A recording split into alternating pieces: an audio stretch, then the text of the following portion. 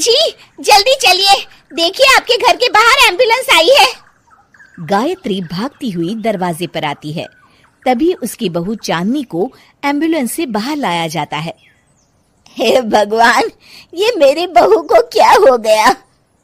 Accident हो गया माँ जी। अरे लेकिन ये कैसा एक्सीडेंट है? चोट तो कहीं नजर नहीं आ रही। अरे माँ जी, दिमाग में अंदरूनी चोट लगी है और ये अपनी याददाश्त खो बैठी है। हैं? मेरी बहू याददाश्त खो बैठी है, अब क्या होगा? आप फिक्र मत करिए, बस इनका अच्छे तरीके से ख्याल रखिए। मैंने दवाइयाँ दे दी हैं, अब मैं चलता हूँ। अगले दिन, अब तेरी तबीयत कैसी है बहू? बहू? किसकी बहू? हम भैरवगढ़ के ठाकुर विक्रम सिंह की बेटी रूपवती हैं। हम एक राजकुमारी हैं और तुम हमारी दासी हो बुढ़िया। अरे बेटा विशाल, बहू कैसी बहकी बातें कर रही है। अरे कुछ मत पूछो माँ, रात को मुझसे अपने पैर दबा रही थी।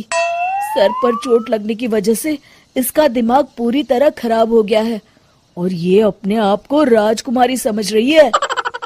तभी वहां चांदनी आ जाती है। तुम दोनों यहाँ क्या खुसुर फुसुर कर रहे हो?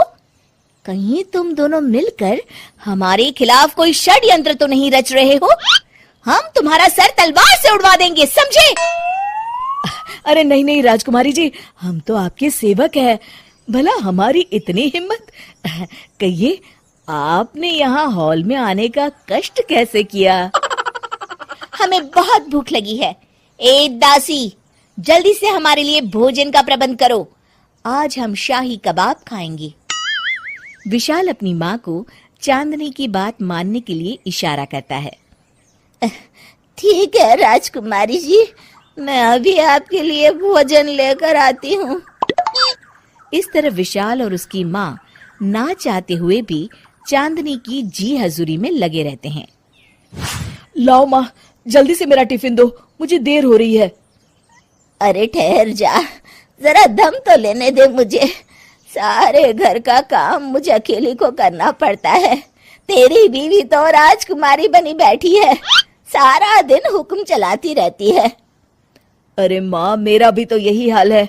फिलहाल तुम मेरा टिफिन दे दो, मैं चला। रुको, कहाँ जा रहे हो? अरे मर गया रे, ये कहाँ से आ धमकी? आज हमारा जुहू चौपाटी घूमने का मूड है और हमें अपने लिए नई साड़ियाँ भी खरीदनी है। चलो जल्दी से अपना वाहन निकालो और हमें ले चलो। अरे अब तो मैं गया काम से। अगर आज मैं वक्त पे ऑफिस नहीं पहुंचा तो मेरा बॉस मुझे नौकरी से निकाल देगा। मरता क्या न करता। आखिरकार विशाल चांदनी को घुमाने ले जाता है और चांदनी अपने लिए ढेर सारी शॉपिंग भी करती है। ए दासी, टीवी पर कपिल शर्मा के आने का समय हो गया है, जल्दी से टीवी शुरू करो। अरे वाह, कपिल शर्मा तुझे याद है, बाकी कुछ याद नहीं। बहू तू तो बड़ी चालू लगती है, अपने फायदे की हर चीज तुझे याद रहती है। मैं तो तेरी इस अजीब बीमारी से परेशान हो गई हूँ। अगले दिन, अरे डॉक्टर साहब, आप इतने दिन से मेरी बहू का इलाज कर रहे हैं, लेकिन उसकी बीमारी तो सुधरने के बजाय और बढ़ती जा रही है।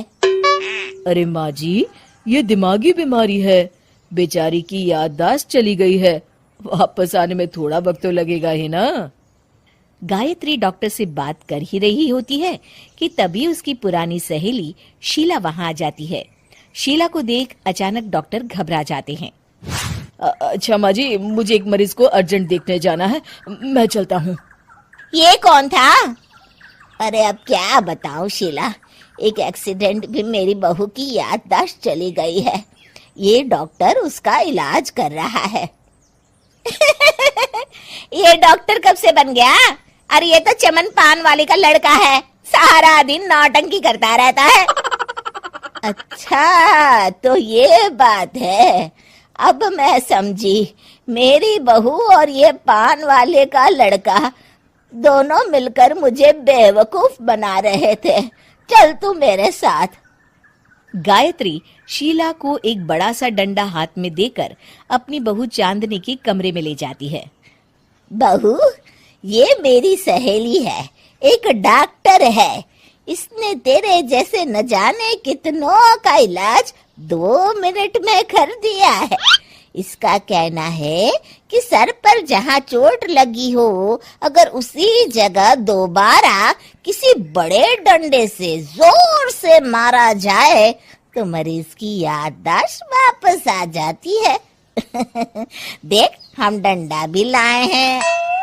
अपनी सास की बातें सुनकर और हाथ में बड़ा डंडा देख चांदनी घबरा जाती है। अरे बाप रे, मैं तो फंस गई। इस डंडे की एक बार की वार से ही मैं तो चारों खाने चित हो जाऊंगी। अब क्या करूं, क्या करूं, क्या करूं? लेकिन गायत्री, डंडा सर पर ठीक उसी जगह लगना चाहिए जहाँ चोट लगी है। अरे तू चिंता मत कर, 2-4 बार मारूंगी तो एक बार तो सही जगह लग ही जाएगा ना। चल बहू, तैयार हो जा। अरे नहीं नहीं माँ जी, मुझे मत मारिए। दरअसल घर के काम करने से बचने के लिए मैंने ये सब नाटक किया था। मुझे माफ कर दीजिए, मैं कान पकड़ती हूँ। दोबारा ऐसी गलती कभी नहीं करूंगी।